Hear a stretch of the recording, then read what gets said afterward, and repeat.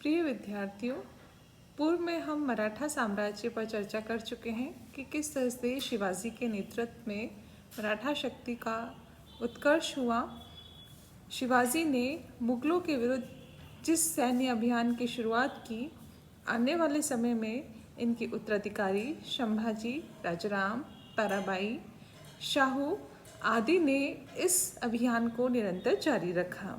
आने वाले समय में पेशवाओं ने मराठा राजनीति में वर्चस्व हासिल किया और इन्होंने संपूर्ण भारतवर्ष में मराठा शक्ति की धाक स्थापित की।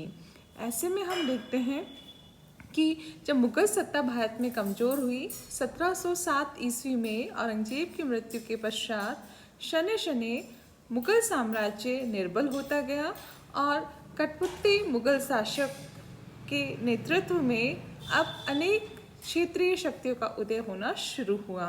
ऐसे में हम देखते हैं कि मराठाओं को संपूर्ण भारत में अपनी शक्ति का प्रसार करने का अवसर मिला।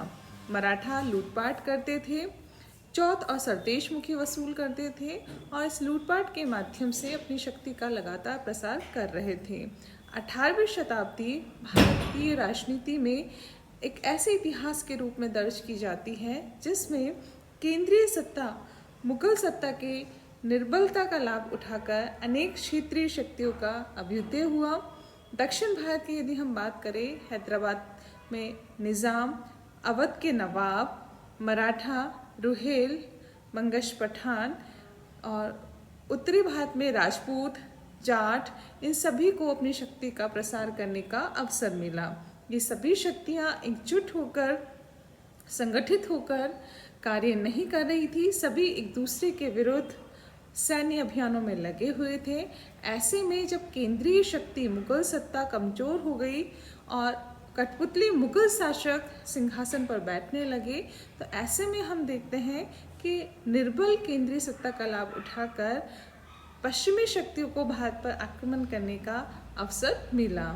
उत्तर पश्चिम सीमांत से भारत में प्राचीन काल से ही लगातार आक्रमण होते आए हैं। ऐसे में हम देखें मध्यकाल में, मध्य युग में जब मुगल शक्ति कमज़ोर हो गई तो इसका फ़ायदा अफ़गानों ने उठाया और 1739 में जब नादिर शाह ने भारत पर आक्रमण किया था, मुगल जो जड़ें थी वो इतनी कमज़ोर हो चुकी थी कि वो नादिर शाह के आक्रमण को भी करनाल युद्ध में झेल नहीं पाई थी। औरंगजेब के पश्चात उसके 3 पुत्रों मुअज़्ज़म, आज़म और कामबख्श में जो उत्तराधिकार संघर्ष चला, इसमें मुअज़्ज़म को सफलता मिली थी और मुअज़्ज़म बहादुर शाह के नाम से शासक बना था। 1707 से 1712 ईस्वी तक इसने भारत पर शासन किया और सिडनी ओवन जो इतिहासकार है, इनका ये कहना है कि एकमात्र बहादुर शाह ऐसा शासक है औरंगजेब के पश्चात जिसके बारे में हम कुछ अच्छे शब्द कह सकते हैं। औरंगजेब के पश्चात बहादुर शाह ने 1712 तक मुगल शक्ति को संभाला, परंतु इसकी मृत्यु के पश्चात जब निरंतर कठपुतली शासक बनते गए, जहांदार शाह, फर्रुख सियर, रफ़ीउद्दर्जात, रफ़ीउद्दौला और मोहम्मद शाह, अहमद शाह, आलमगीर द्वितीय, शाह आलम, इनके समय जब मुगल शक्ति बिल्कुल कमज़ोर हो गई तो भारत पर अफ़गानों के आक्रमण शुरू हुए। नादिर शाह का उत्तराधिकारी हुआ अहमद शाह अब्दाली, जिसने 1748 ईस्वी से ही भारत पर आक्रमण करने शुरू कर दिए थे। पंजाब की राजनीति में इसने हस्तक्षेप किया और 1748 से लेकर लगातार अनेक इसने आक्रमण भारत के ऊपर किए। 1748, 1749, 1752, 1757 इस तरह से लगातार वो भारत पर आक्रमण कर रहा था, चूँकि भारत में ऐसी शक्ति का अभाव था जो संपूर्ण भारत को एकजुट कर सके। मराठा इस शून्यता को भर सकते थे, परंतु वो भी आपस में उलझे हुए थे।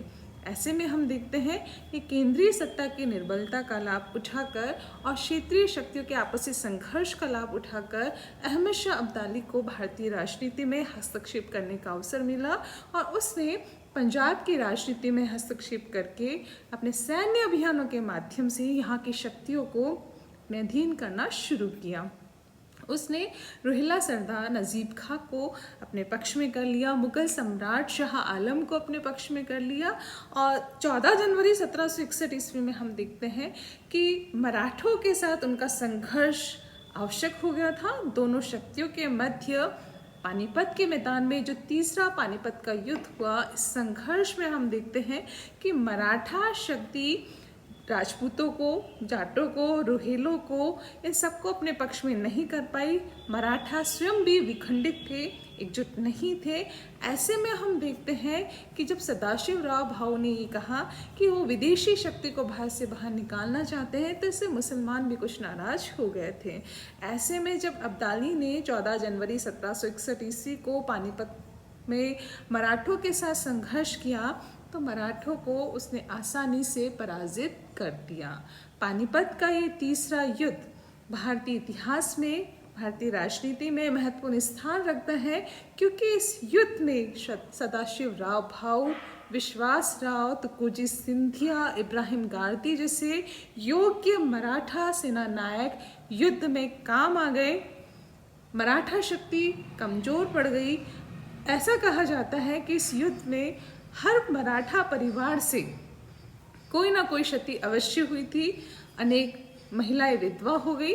तो ऐसे में हम देखते हैं पानीपत का तीसरा युद्ध भारतीय राजनीति में महत्वपूर्ण स्थान रखता है, जहां अब्दाली को इस युद्ध में विजय प्राप्त हुई, परंतु भारत पर वो अपना स्थायी प्रभाव स्थापित नहीं कर पाया। ऐसे में हम देखते हैं कि मराठा शक्ति के कमजोर हो जाने पर भारत में जो यूरोपीय शक्तियाँ भारत में व्यापार करने आई थी, उन्हें भारतीय राजनीति में हस्तक्षेप करने का अवसर मिला। ऐसे में हम देखते हैं कि जब अंग्रेजों ने बंगाल की राजनीति से 1757 में जो प्लासी का युद्ध हुआ, 1764 में जो बक्सर का युद्ध हुआ, इन युद्धों में उन्होंने शाह आलम, सुजाउद्दौला जैसी शक्तियों को पराजित किया, बंगाल की राजनीति से भारतीय राजनीति में पदार्पण किया, तो उन्हें मराठों की निर्बल हो चुकी शक्ति का फायदा मिला और शीघ्र ही इन्हें भारत में अपनी सत्ता का विस्तार करने का अवसर मिला। तो पानीपत का तीसरा युद्ध भारतीय इतिहास में महत्वपूर्ण स्थान रखता है।